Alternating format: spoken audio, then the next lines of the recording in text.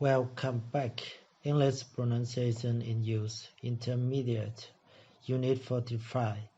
Chào mừng các bạn đã quay trở lại với bài học số 45. Telling a story. Ở đây thì người ta sẽ giới thiệu cho chúng ta những cái từ mà chúng ta dùng để gì? Thứ nhất là để kết nối các cái phần lại với nhau, và thứ hai nữa là để chuyển ý, chuyển câu. Và cũng có một phần là gì để làm cho nó trôi chảy hơn, nhịp nhàng hơn, và cho chúng ta thêm một chút thời gian để suy nghĩ. Đấy, bây giờ chúng ta cùng nghe. I nearly got arrested, the other day. You what? Arrested? What do you mean? Well, I'm doing this project on graffiti, at college. And, so I have to take lots of photos of graffiti. And... So anyway, I saw this train with some amazing graffiti on the side. So I went there to take a photo of it. The thing is, it was a bit far from the platform. So what happened? Well, I walked along next to the lines, and then these two station police came along and said I shouldn't be there. So they took me to the office, and then they asked for my ID card, and my identity card. Mm-hmm. Well, I didn't have it. Left it at home that day. Oh, no. Yeah. So anyway, then they didn't know what to do with me. So I said, look, I leave my camera here and I go home to get my ID card. Now, in the end, they agreed. So I did that, and they wrote my ID number and then just let me go. Các bạn thấy câu chuyện thế nào? Đúng là câu chuyện của người bản xứ thật. Không có phục mục xứ thật. Không có phục vụ mục tiêu chúng ta học đâu. Người ta nói rất là tự nhiên, rất là nhanh trong một cái câu chuyện. Nghe là bắt đầu cảm thấy hơi khó nghe một chút, hơi nhanh một chút. Tuy nhiên thì coi như là có mặt chữ này, cơ bản là chúng ta cũng không bỏ sót chữ nào, đúng không ạ? Bây giờ mình đọc lại một chút. I nearly got arrested, the other day. You? What arrested? What do you mean? Well, I'm doing this project on graffiti, at college. And so I have to take lots of photos of graffiti. And so anyway, I saw this train with some amazing graffiti on the side, so I went there to take a photo of it. The thing is, so what happened? Well, I walked along next to the lines, and then these two station police came along and said I shouldn't be there. So they took me to the office, and then they asked for my ID, for my ID card, my identity card. Well, I didn't have it. I left it at home that day. Oh no, yeah. So anyway, they didn't know what to do with me. So I said, look, I leave my camera here and I go home to get my ID card. In the end, they agree. So I did that, and they wrote my ID and then just let me go. Đấy. Thì các bạn thấy là người ta giải thích cái gì ở đây? Ý của người ta giống như là mình đã nói, đúng chưa? In the conversation above, A used anyway to show that she is moving on the next part of the story. In this context, it is usually pronounced in a high voice. Notice that before the word anyway, the speaker is not moving the story on. She is just giving some background information. Anyway shows that she is turning to the story. In the conversation above, A used well to show that she is responding to B's questions. In this context, it is usually pronounced in a high voice.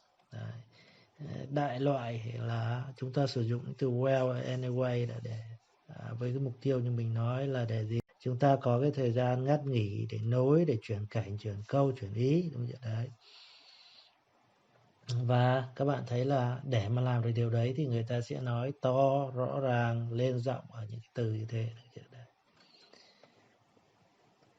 In the conversation above, notice that the listener B is not silent. He asks questions. He also encourages A to continue by making noises like like again. And notice that he makes these noises in a low-pitched voice. He does it to show that he does not want to speak.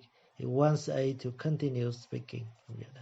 Chúng ta hay làm cái điều này khi nghe người khác kể chuyện, hoặc là chúng ta có cái biểu cảm, cái cảm thán. Oh, that's great, good. Rồi sao nữa, đúng chưa? Vân vân cái thứ đấy. Đấy, được chưa? Chúng ta qua exercises. Listen and answers the question.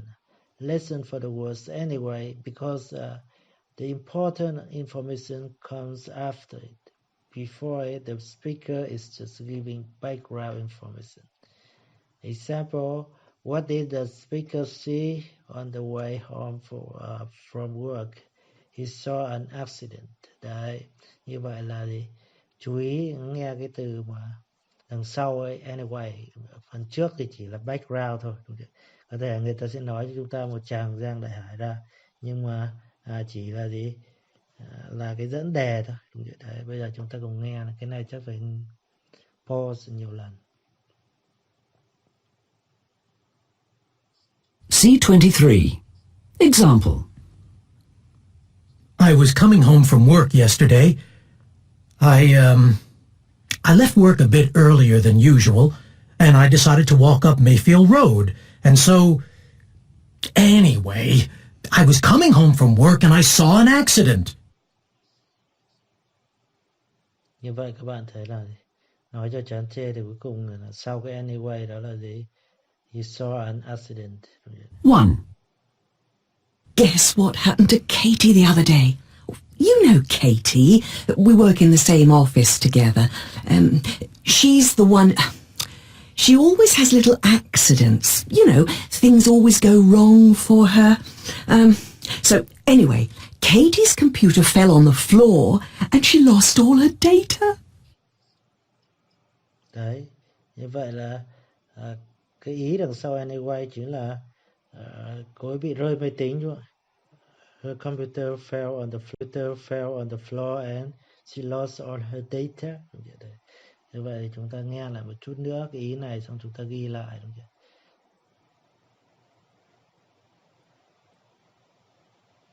For her. So, anyway, Katie's computer fell on the floor. Katie computer fell on the floor. Như vậy thì tương tự ở đây thì chúng ta sẽ dùng từ C, đúng? Hoặc là Katie computer. Đấy, hoặc là Katie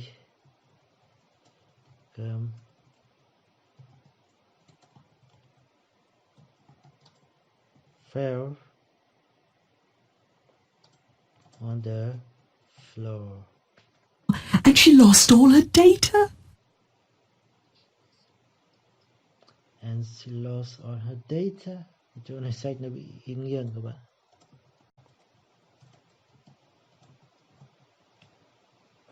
Number 2. 2. This old man walks into a bar and he's an old man and he has like a long white, beard, sort of like Father Christmas. And anyway, he goes to the bar and asks for a glass of water with lemon and ice. Các bạn thấy là gì? Anyway, he goes to the bar and asks a glass of water with lemon and ice. And he's an old man and he has like a long white, beard, sort of like Father Christmas. And anyway, he goes to the bar. Đúng chưa? And asks for a glass of water and asked for a glass of water. Đấy. Như vậy ta sẽ viết là gì? He goes to the bar and asks. Vậy đáng nghĩa là phải he went to the bar mới đúng chứ đúng không? Mà nếu mà chúng ta vậy thì chúng ta ghi là he went to the bar, kể lại mà đúng không? He went to the bar and asked for nha các bạn, a glass of water With lemon and ice. cái gì nữa nhỉ, quên rồi, with lemons and ice.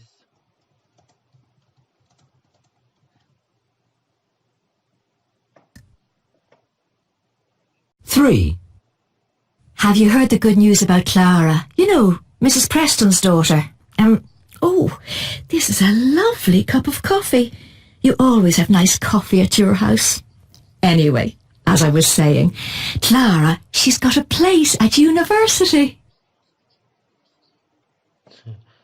She has a place at a university, đúng nhỉ? Cái đấy là cái ý nghe là cuối cùng nói cho rõ nhiều. She has got a place at university. Cô có một cái vị trí tại công việc tại trường đại học. Đấy. 45.2 Fill the gaps with the words well or anyway, then listen and check. Như vậy chúng ta sẽ phải tự điền xong rồi check sau. Đấy. Fill the gap. I wonder what happens if you lose your passport. I lost my one. So what happened? Thì chúng ta thấy là gì? Well, đấy, kết nối vào hợp lý, đúng không? Well, chứ cái này làm gì đã có cái gì mà anyway đây. Well, I was abroad just traveling around, you know, and tất nhiên là lại tiếp tục anyway, không lại well tiếp được luôn, dĩ nhiên là phải anyway. And anyway, somebody stole my bag on the last day. So what did you do? Thì chúng ta lại, well, I reported it to the police, which took absolutely ages. So many forms to fill in, and anyway, they gave me a special travel document, and then when I arrived home, nó cũng khá là tự nhiên thôi các bạn, đúng không? Thường well thì thường hay đứng ở mở đầu, đúng chưa? Còn cái anyway là chúng ta sẽ chuyển ý, đúng chưa? Để chúng ta nói cái nội dung gì sau đấy. Rồi, bài học của chúng ta hôm nay đơn giản dừng ở đây.